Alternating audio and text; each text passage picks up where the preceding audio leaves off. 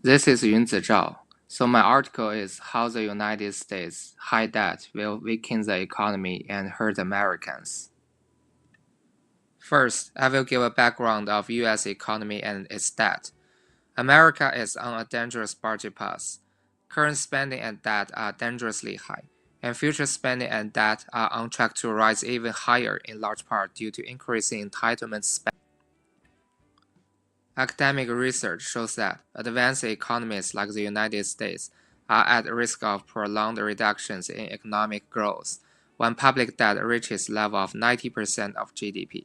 High public debt threatens to drive interest rates up and to raise price inflation. U.S. federal spending in 2013, combined with the depressed receipts from a weak economy, is on track to result in a deficit of $850 billion. Publicly held debt in the United States will exceed 76% of GDP in 2013, and chronic deficits are projected to push U.S. debt to 87% of the economy in 10 years. In 2011 debate over the United States debt limit, President Obama and Congress agreed to raise the debt ceiling by $2.1 trillion in exchange for specific spending reduction over 10 years. America's budget problems are twofold. One, spending and debt are dangerously high today, and secondly, future spending and debt are on track to rise even higher. Recent research confirms the danger posed by high level of government debt. Reinhardt and Rogoff examined over 110 years of economic data to conclude that advanced economies whose debt levels reach 90% of GDP face much slower economic growth. Reinhardt and Rogoff follow a descriptive approach comparing economic variables for different countries as averages for debt to GDP ratio below and above 90% of GDP.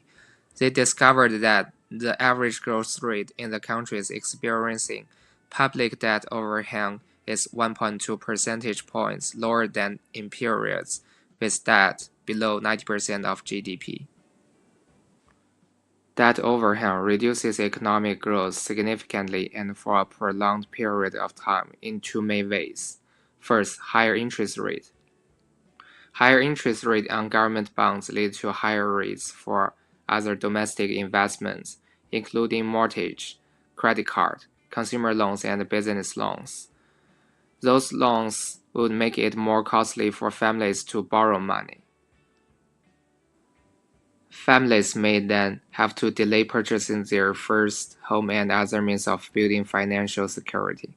For many Americans, the dream of starting a business would no longer be in reach. Higher interest rates have a real and pronounced impact on the lives of ordinary citizens and translate into less investment and thus slow growth in the rest of the economy. A weaker economy, in turn, would provide fewer career opportunities. Second, the higher inflation. Inflation is particularly harmful for those Americans on fixed incomes, such as the elders who rely on Social Security checks and their own savings in retirement. By rising the cost of essential goods and services, like food and medical care, inflation can push seniors into poverty.